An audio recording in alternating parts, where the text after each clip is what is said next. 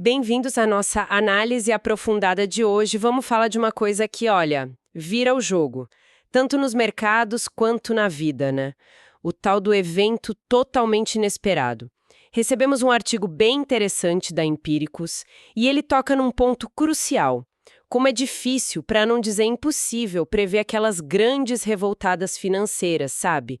Aqueles momentos que, assim, ninguém vê chegando, mas que mudam tudo. É um ponto de partida excelente, porque leva a gente direto pro centro da nossa conversa hoje. O conceito de cisne negro, que foi popularizado pelo Nassim Nicholas Taleb. A gente vai explorar isso usando as ideias do livro dele, né? A lógica do cisne negro. E também conectar com essa preocupação mais prática que o artigo da Empíricos levanta sobre o impacto disso nos investimentos. Certo. Então, o que exatamente é um cisne negro, segundo Taleb? Não é só uma coisa rara, imagino. Não é só raro. São tipo 3 ingredientes-chave. Primeiro, a raridade. Mas é uma raridade extrema mesmo. É um outlier. Algo tão fora da curva que nada, absolutamente nada na nossa experiência passada indicava que podia acontecer. Pensa em algo que antes parecia ficção. Ok. Raro a ponto de ser impensável. Qual o segundo ingrediente? O impacto. Gigantesco. Não é um evento qualquer, sabe? Ele mexe com as estruturas, seja da sociedade, de um mercado específico, da ciência, ou até da nossa vida pessoal. Deixa uma marca bem profunda. Entendi. Raro, impactante. E o terceiro? Esse me parece o mais contraintuitivo, talvez. Esse é interessante. É a previsibilidade retrospectiva. Ou seja, depois que o cisne negro acontece, a gente olha para trás e, tudo parece fazer sentido. A gente começa a criar narrativas, conectar pontos que antes não tinham ligação nenhuma, e aquele evento que era impensável, de repente parece quase óbvio e inevitável. É uma ilusão que a nossa mente cria depois. Saquei. Raro, impactante e só faz sentido olhando para trás. A nossa missão aqui, então, é tentar entender por que somos tão ruins em antecipar esses eventos, né? Qual a importância real deles, especialmente no mundo financeiro, como a Empíricos bem lembrou, e como o nosso jeito de pensar acaba nos cegando para eles. Exatamente. E vamos começar por aí mesmo, por essa nossa vulnerabilidade. Por que essa cegueira toda para o imprevisível? O Taleb argumenta que a raiz disso está na nossa própria cabeça, na nossa cognição. Como assim? Tipo, nossa mente trabalhando contra a gente? De certa forma, sim. Nós evoluímos para focar no que a gente já conhece, sabe? No padrão, no que se repete. A gente tem uma necessidade quase visceral por narrativas, por explicações que encaixem tudo bonitinho. E adoramos criar categorias, modelos mentais. O Taleb chama isso de platonicidade. É como se a gente gostasse mais dos nossos mapinhas arrumados do que do território bagunçado que é a realidade. Essa ideia de platonicidade. A gente prefere o modelo arrumadinho do que a bagunça real. Pensa assim, é muito mais confortável lidar com uma ideia clara, definida, uma teoria, uma categoria, do que com a confusão do mundo lá fora. O perigo é quando a gente esquece que o modelo é só uma simplificação, e aí começa a tomar decisões importantes baseadas nele como se fosse a verdade absoluta. Isso acaba cegando a gente para tudo que não se encaixa no modelo. E é aí que moram os cisnes negros. E o Taleb também fala que esse problema está piorando, não é? Que o impacto desses eventos inesperados, na verdade, aumentou. Sim, ele argumenta isso fortemente. Diz que desde a Revolução Industrial, com o mundo ficando cada vez mais complexo, mais interconectado, os cisnes negros se tornaram ainda mais consequentes. E o paradoxo é que aqueles eventos comuns, sabe? Aqueles que estão todo dia no noticiário, que a gente acha que entende bem, eles se tornam cada vez menos relevantes para moldar o futuro de verdade, no longo prazo. A história não anda retinho, ela dá saltos. E esses saltos, muitas vezes, são cisnes negros. Isso me lembra os exemplos que ele usa sobre a vida pessoal. Escolher uma profissão, conhecer uma pessoa importante, uma mudança radical de vida. Raramente essas coisas seguem um plano certinho, né? Exatamente. A nossa vida, no fundo, é muito mais o resultado acumulado de poucos encontros, ideias ou eventos totalmente inesperados do que de um planejamento super detalhado. Mas a nossa mente, ela luta contra essa ideia. E é aí que entra o que o Taleb chama de trio da opacidade. São tipo 3 grandes barreiras que nos impedem de ver o mundo como ele realmente é. Opa, vamos ver esse trio então. Qual é a primeira barreira? A primeira é a ilusão de compreensão. A gente acha que entende o mundo muito mais do que realmente entende. Olhamos para essa complexidade toda e pensamos, tranquilo, eu saco como isso funciona. O Taleb usa o exemplo da guerra no Líbano, onde ele cresceu. Todo mundo tinha uma teoria, uma explicação, mas a realidade era caótica, imprevisível na essência. A gente superestima demais o nosso conhecimento. Ok, pensamos que sabemos mais do que realmente sabemos. Faz sentido. E a segunda barreira? A segunda é a distorção retrospectiva, o famoso viés de hindsight, aquela mania de olhar pelo retrovisor e achar que tudo fazia sentido desde o início. A história nos livros parece uma sequência lógica, né? Causa e efeito, tudo bonitinho. Mas quem viveu aquele momento estava no meio de uma neblina danada, sem saber o que vinha depois. A nossa mente é uma máquina de explicação que funciona muito bem depois que as coisas acontecem, não antes. E a terceira barreira tem a ver de novo com a tal da platonicidade. Exato. É a supervalorização da informação factual e das categorias. A gente acredita demais nos fatos que confirmam nossas teorias e ignora a complexidade que fica de fora. É a falha de confundir o mapa, nossos modelos, categorias, com o território, que é a realidade. O problema não é usar mapas, claro.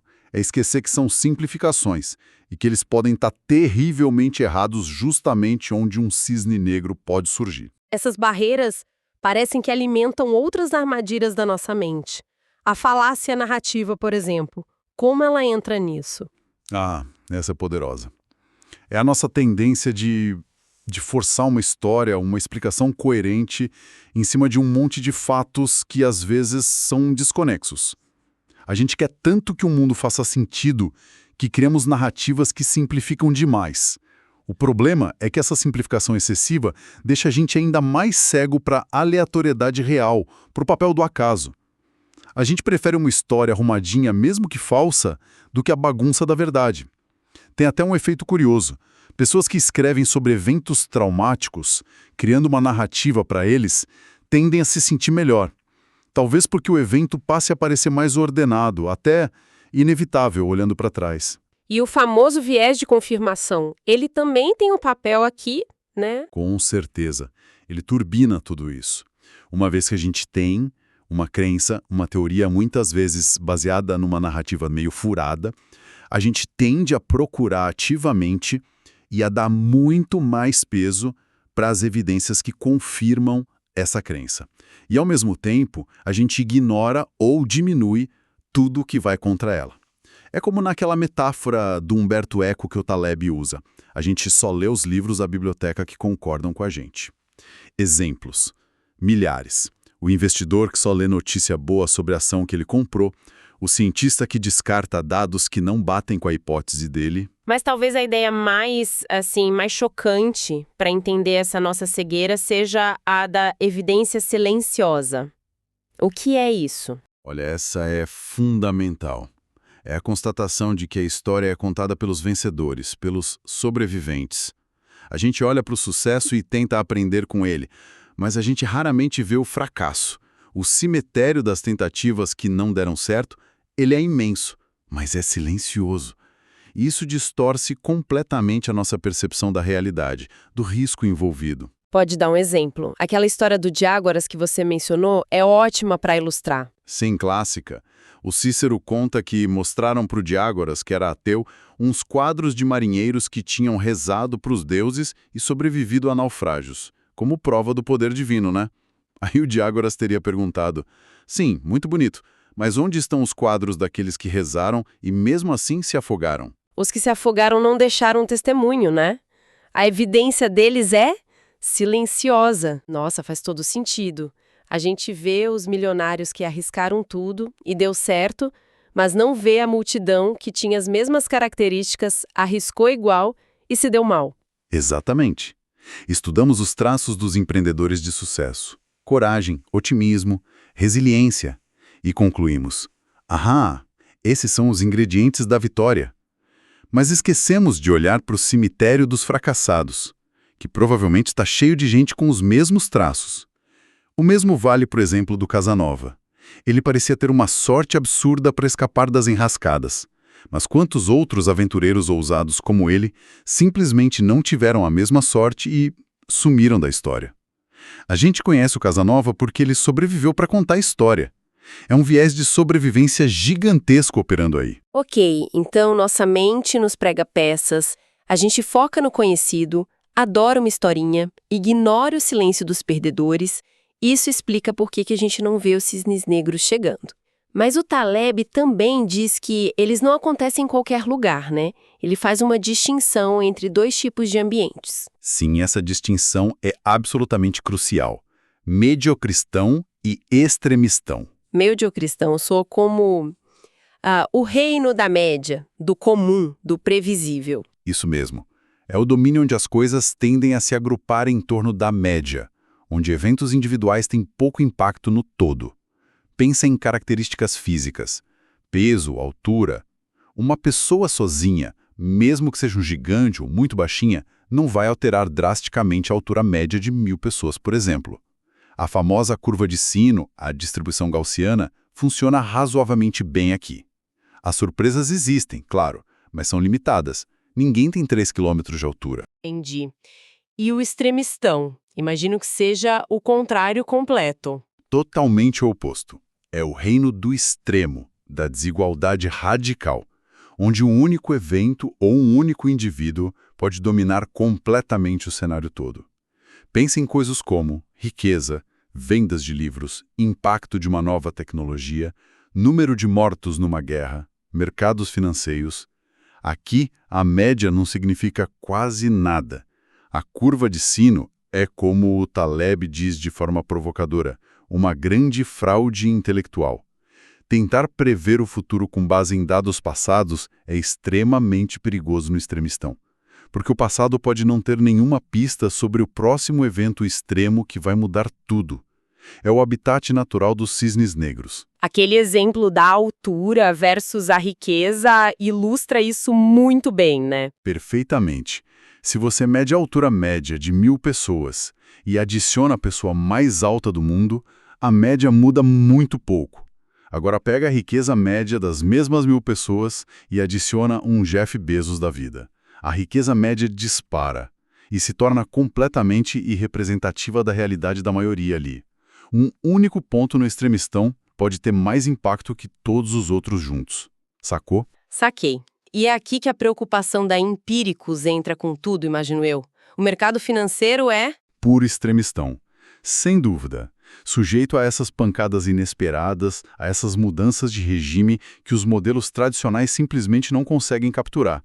É por isso que tanto eles quanto o Taleb batem tanto na tecla da cautela, da necessidade de uma abordagem diferente. A gente está lidando com o que ele chama de aleatoriedade selvagem, não com a aleatoriedade moderada, bem comportadinha, lá do mediocristão. certo. Se a gente está nesse território selvagem, e se não dá para prever os cisnes negros, como o Taleb argumenta e a Empíricos parece concordar, o que fazer? Parece meio sem saída. Então, a chave, segundo o Taleb, não é tentar o impossível, que é prever o imprevisível. É mudar o foco. Em vez de tentar acertar o que vai acontecer, a gente deveria se concentrar em construir sistemas, estratégias que sejam robustos aos cisnes negros negativos, os desastres, e que, ao mesmo tempo, nos permitam nos expor aos cisnes negros positivos, às oportunidades inesperadas. É sobre como se posicionar diante da incerteza. E como isso vira algo prático? Especialmente para quem investe, como o pessoal da Empíricos sugere. Uma das ideias mais famosas dele é a estratégia da barra, ou altere, né? A Dumbbell Strategy. A lógica é evitar aquela zona de risco médio, que é onde os modelos são mais furados e a nossa compreensão é menor. Em vez disso, você concentra seus recursos nos extremos. A maior parte, sei lá, 85, 90%, vai para algo ultra seguro, que preserve o capital, tipo títulos do governo de curtíssimo prazo, algo assim. E a pequena parte que sobra, uns 10, 15%, você aloca em investimentos altamente especulativos, Coisas com potencial de ganhos assimétricos enormes, sabe? Venture capital, opções, apostas em tecnologias muito novas. Entendi a lógica. Proteger a maior parte do patrimônio de baques feios e, com uma pequena fatia, ter a chance de pegar um foguete inesperado que pode surgir. Exatamente isso. Você limita drasticamente o seu downside. O máximo que você pode perder é aquela pequena parcela especulativa e, ao mesmo tempo, você mantém um upside, um potencial de ganho que é potencialmente ilimitado para os cisnes negros positivos. É uma forma de tentar se beneficiar da aleatoriedade do extremistão sem ser destruído por ela. E para fazer isso tem que reconhecer os limites do nosso próprio conhecimento, o que o Taleb chama de arrogância epistêmica, e evitar o tunelamento, que é ficar tão focado num plano, num modelo, que você ignora tudo que vem de fora. E essa desconfiança toda no conhecimento se estende para as previsões dos especialistas também, né? Ele não alivia para eles. De jeito nenhum. Ele cita muito o trabalho do Philip Tetlock, que estudou previsões de especialistas por décadas. E a conclusão? Eles erram feio com frequência. Especialmente os ouriços, aqueles que têm uma grande teoria para explicar tudo. As raposas, que usam múltiplas ideias, são mais céticas, se saem um pouquinho melhor. Mas prever coisas em domínios complexos continua sendo um jogo muito, muito difícil. Economistas, em particular, têm um histórico bem ruim em prever crises ou grandes viradas. E modelos matemáticos super sofisticados não ajudam necessariamente. Isso me lembra a tal falácia lúdica. Aquela ideia de que a gente confunde a aleatoriedade limpinha do cassino com a aleatoriedade suja da vida real. Precisamente. Nos jogos de azar, as regras são claras, as probabilidades são calculáveis, mesmo que sejam complexas. É uma aleatoriedade limpa, controlada. Na vida real, especialmente no extremistão, as regras são obscuras, mudam o tempo todo e as fontes de incerteza são muitas vezes desconhecidas. Confundir esses dois mundos é a falácia lúdica. É o erro do nerd, como ele diz, que acha que pode modelar tudo no computador, ignorando a incerteza bruta do mundo real que o mafioso Tony Gordo entende intuitivamente. E tem também a falácia do planejamento. Aquela nossa tendência super otimista de achar que tudo vai dar certo no prazo e no custo previstos. Sim, essa é clássica. A tendência crônica de subestimar tempo e custos. Seja para terminar uma tese de doutorado, construir uma ponte ou lançar um produto novo. O inesperado quase sempre aparece para atrapalhar os planos. Por isso que planos muito rígidos, muito detalhados, podem ser perigosos. Eles criam uma falsa sensação de controle e deixam a gente menos adaptável como as coisas saem do trilho. Mas nem tudo é negativo, né? O Taleb também fala bastante sobre o lado bom do inesperado, a serendipidade, não é? Sim, e isso é fundamental. Ele argumenta que muitas das maiores descobertas e inovações da história foram, na verdade, acidentais. Não foram planejadas. Pensa na penicilina, no raio-x, no forno de micro-ondas, na internet, até no Viagra. Muitas dessas coisas surgiram como subprodutos de outras pesquisas, como erros, observações casuais. Eram tipo soluções esperando um problema. Isso sugere que a exploração mais aberta, guiada pela curiosidade, sem um objetivo tão definido, pode ser uma fonte incrível de cisnes negros positivos. Talvez a gente devesse planejar um pouco menos e brincar mais, experimentar mais. É uma perspectiva interessante, até libertadora. E ele não poupa críticas para quem aplica modelos errados em áreas de risco, como no caso do Prêmio Nobel de Economia, né? Ele é bem direto nisso, sim. Critica a concessão do Nobel para teóricos como Markowitz, Sharp, Merton, Scholes, cujos modelos baseados na curva de sino, na gaussiana, foram superadotados em finanças. O Taleb argumenta que esses modelos simplesmente ignoram a possibilidade de eventos extremos, os cisnes negros, e que eles contribuíram para crises financeiras sérias, como a quebra do fundo LTSM lá em 1998, que, ironicamente, tinha o Merton e o Scholes no conselho. É um alerta bem forte sobre os perigos de usar ferramentas do mediocristão ou extremistão. Ok, acho que demos uma boa volta no assunto. Para a gente amarrar tudo, os cisnes negros são esses eventos que definem épocas, raros, super impactantes e que a gente só consegue explicar depois que já aconteceram. Exato. E eles reinam no chamado extremistão, finanças, história, tecnologia. Lugares onde a média não importa muito e o extremo é que manda no jogo. E a gente é naturalmente cego para eles por causa das armadilhas da nossa própria mente. Nosso amor por narrativas, o viés de confirmação, a ignorância da evidência silenciosa e a crença já gerada nos nossos modelos, a tal da platonicidade.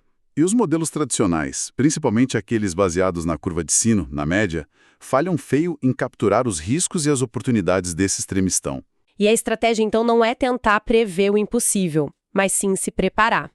Construir robustez contra os eventos ruins e buscar exposição aos eventos bons e inesperados, como naquela ideia da barra ou do altere, aceitar incerteza como parte do jogo. Exatamente. E entender essa lógica toda não serve só para, investir melhor como a Empíricos aponta. Serve para navegar na própria vida, que é cheia desses imprevistos. É sobre reconhecer os limites do que a gente sabe e focar em ser menos frágil. Ou até, como o Taleb explora mais em outro livro, ser antifrágil, capaz de se beneficiar do caos diante do choque inevitável do inesperado. E isso nos deixa com uma questão final para pensar, né?